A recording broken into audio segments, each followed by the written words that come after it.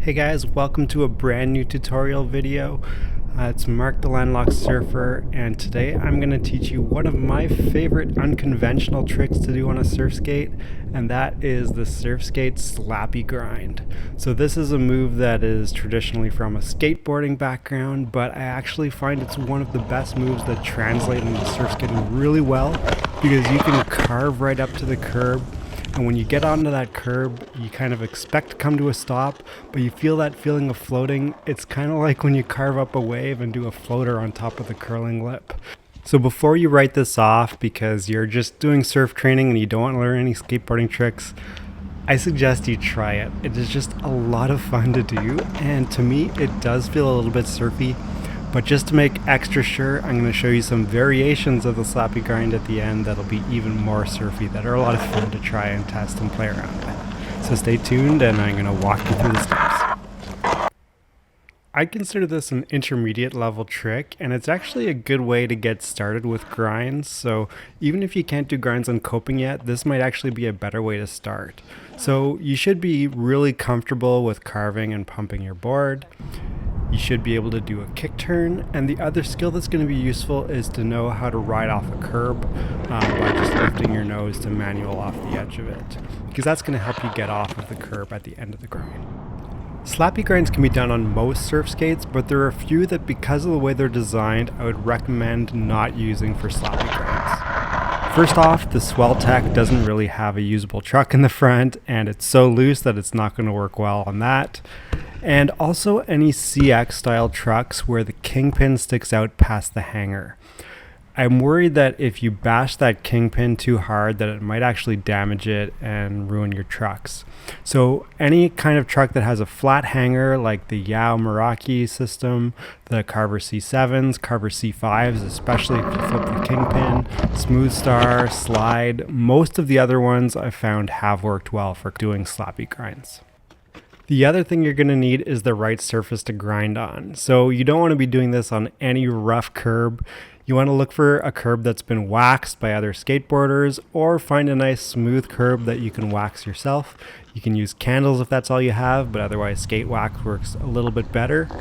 And at skate parks, sometimes they have curb style ledges that have metal coping, and that'll work without any wax whatsoever. Freshly painted curbs are also good candidates that can be grinded without applying wax. So let's walk through the process, and when you start, you can start slow. You don't need to grind, it's just getting a feel for how to get onto the curve. Foot positioning is important here because you want your front foot like right on the axles or a little bit in front of them, so you can actually lift your tail to get the back wheels onto the curb. So you're going to approach at a 45-degree angle roughly. Just when you're about to hit the curb, you're going to ever so slightly press down on your tail to lift the nose, just enough to slap the front trucks onto the curb. So you lift your tail, you slap the front truck onto the curb, and then you're going to shift your weight forward so that you're almost nose manualing and lifting your tail up. Then you're going to pivot slightly so that you can slap the back trucks on. Now don't worry, the nice thing about surf skates is often you can get this grind done with your back wheels still rolling on the ground and the front truck grinding, and that feels really good. It feels like a slappy grind. So anyway, back to where we were. The hardest part of this is going to be to get the back trucks on. So nailing the timing on that pivot so that you can get your front trucks on and then swing the back trucks so that they lock on as well. That's going to take some practice, and just keep working at it and it'll come, and eventually it'll get natural. Now once you get into your grind, the key here is to keep your weight back. Once you get that metal truck in contact with the concrete curb, there's going to be a lot more friction than when you're just rolling. So if you have your weight too far forward, you're just going to stop and go over the front. So once you get into your grind, you want to keep leaning a little bit over your back foot, and that's going to extend your grind longer and get you well set up to get out of the grind properly. To leave the grind, you start to feel your momentum slow. You want to get off before you come to a complete stop on the curb. So you're going to feel your momentum start to slow, and you're kind of going to just kick turn off. So this is usually easiest going backside for most people. So you're just basically going to do a slight kick turn and rotate your body and then get low to absorb the landing, kind of like when you're riding off a curb.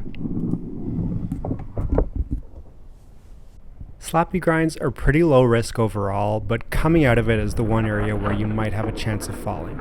If you land too far back, you have the chance of the board slipping out, and if you land too far forward, you could jackknife your surf skate.